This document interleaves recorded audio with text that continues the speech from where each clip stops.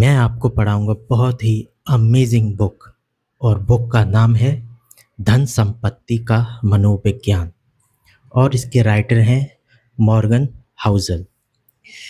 मेरी प्यारी audience, start करने से पहले इस चैनल को आप सब्सक्राइब कीजिए, लाइक कीजिए और शेयर कीजिए क्योंकि ज्ञान को स्प्रेड करना आपका कर्तव्य है। और जैसा कि मैंने जाना है, यह व्यावहारिक कौशल काफ़ी अगोचर हैं। वित्त को मुख्य तौर पर गणित आधारित क्षेत्र के रूप में पढ़ाया जाता है, जहां आप किसी फॉर्मूले में डेटा डालते हैं और फॉर्मूला आपको बताता है कि आपको क्या करना है और यह मान लिया जाता है कि बस आप यह कर लेंगे। व्यक्तिगत वित्त में यह सच है, जहां आपको बताया जाता है कि आपके पास 6 माह की आपातकालीन राशि और आय का 10% बचत के रूप में होना चाहिए। निवेश में यह सच है, जहां हमें ब्याज दर और मूल्यांकन के बीच पहले का सहज संबंध यथार्थ रूप से पता होता है और यह कॉरपोरेट वित्त में भी लागू होता है, जहां सीएफओ पूंजी का सटीक मूल्य माप सकते हैं। ऐसा नहीं है कि इनमें से कोई भी बात बुरी या गलत है। यह बात यह है कि यह जानने से कि क्या करना है, आपको यह पता नहीं चलता कि जब आप ऐसा करने की कोशिश करेंगे, तो आपके दिमाग में क्या क्या कुछ होगा। 2 विषय ऐसे हैं जो सभी को प्रभावित करते हैं, फिर चाहे आप उनमें दिलचस्पी रखते हों या नहीं। स्वास्थ्य और धन। स्वास्थ्य सेवा उद्योग आधुनिक विज्ञान की एक विजय है, जिससे विश्व भर में आयु संभाव्यता बढ़ रही है। वैज्ञानिक आविष्कारों ने मानव शरीर के क्रिया संबंधी डॉक्टरों के पुराने विचारों को पलट कर रख दिया है और इसके कारण वस्तुतः सभी अधिक स्वस्थ हैं। धन, उद्योग, निवेश, व्यक्तिगत वित्त, व्यवसाय आयोजन, यह अलग ही कहानी है। वित्त ने पिछले 2 दशकों में विश्वविद्यालय से सबसे होशियार दिमाग वालों को बटोरा है। 1 दशक पहले प्रिंसटन स्कूल ऑफ इंजीनियरिंग में फाइनेंशियल इंजीनियरिंग सबसे लोकप्रिय मुख्य विषय था। क्या यह इस बात का प्रमाण है कि इससे हम बेहतर निवेशक बने हैं? मुझे तो ऐसा नहीं लगता।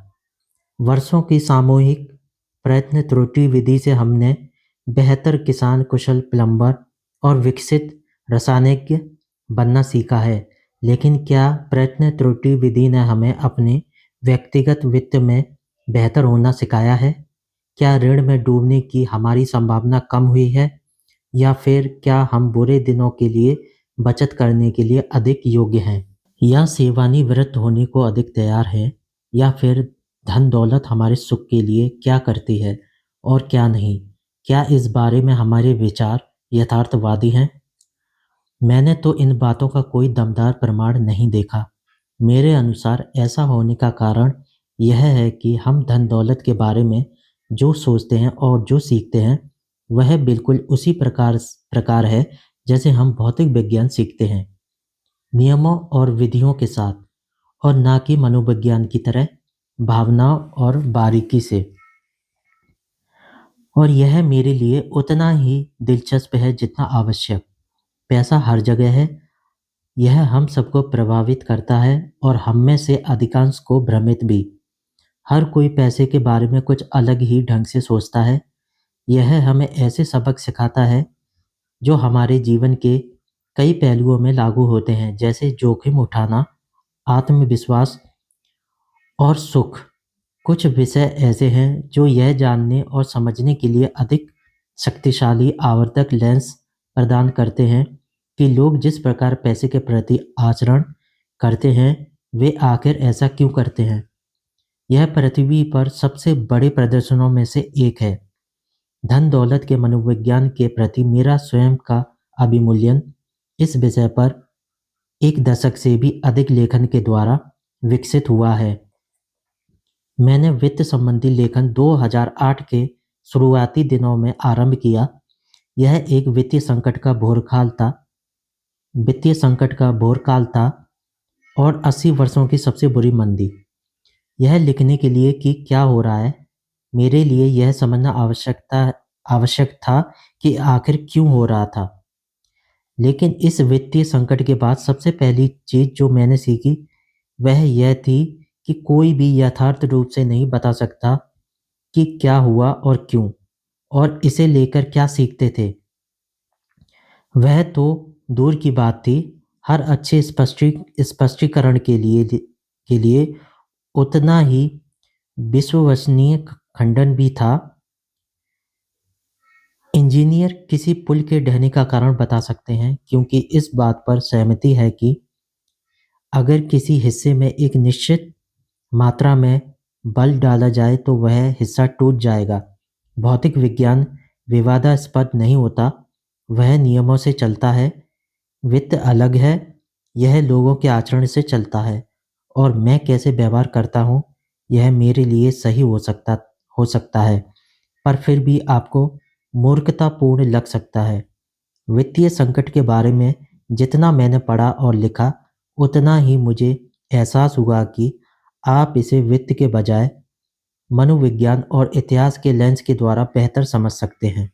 यह समझने के लिए कि लोग ऋण में क्यों डूब जाते हैं, आपको ब्याज दर का अध्ययन करने की आवश्यकता नहीं है। आवश्यकता यह है कि आप लालच, असुरक्षा और आशावाद के इतिहास का अध्ययन करें, यह जानने के लिए कि निवेशक बेयर मार्केट के तल पर क्यों बेच देते हैं। आपको भविष्य के अपेक्षित रिटर्न का गणित समझने की आवश्यकता नहीं। आवश्यकता यह है कि आप उस व्यथा के बारे में सोचें जो आपको अपने परिवार की ओर देखकर होगी यदि आपके निवेश उनके भविष्य को खतरे में डाल रहे हों। मुझे वोल्टेयर का यह अवलोकन बहुत पसंद है कि इतिहास कभी खुद को नहीं दोहराता, मनुष्य हमेशा दोहराता है। पैसे को लेकर हमारा आचरण कैसा है, इस बात पर यह बहुत अच्छे से लागू होता है। 2018 में मैंने उन 20 सबसे महत्वपूर्ण कमियों, पूर्वाग्रह और बुरे व्यवहार के कारणों को रेखांकित करते हुए एक रिपोर्ट लिखी, जिन्हें मैंने धन संबंधी लेन-देन में लोगों को प्रभावित करते देखा है। इसका शीर्षक धन संपत्ति का मनोविज्ञान था और लगभग 10 लाख से भी अधिक लोगों ने इसे पढ़ा। इस किताब ने इस विषय का और गहराई से अवलोकन किया है। रिपोर्ट में से कुछ लघु पैसेज बिना बदलाव के लिए गए हैं। आपके हाथ में फिलहाल ये 20 अध्याय हैं, जिनमें से हर एक मेरे अनुसार धन संपत्ति के मनोविज्ञान की सबसे महत्वपूर्ण और अंतःप्रज्ञात्मक विशेषताओं का वर्णन करता है। सभी अध्याय एक मूल विषय के इर्द-गिर्द घूमते हैं, लेकिन साथ ही अपना एक अस्तित्व भी रखते हैं और स्वतंत्र रूप से भी पढ़े जा सकते हैं। यह एक लंबी किताब नहीं है। आपका स्वागत है। अधिकतर पाठक उन पुस्तकों को समाप्त नहीं कर पाते जिन्हें वे पढ़ना आरंभ करते हैं, क्योंकि अधिकांश इकलौते विषयों के 300 पृष्ठों के विवरण की आवश्यकता नहीं होती। इसके बदले मैं 20 लघु बिंदु लिखना पसंद करूँगा, जिन्हें आप समाप्त कर सकें, बजाय एक लंबी किताब के जिसे आप बीच में पढ़ना छोड़ दें। और अब हम आगे बढ़ते हैं।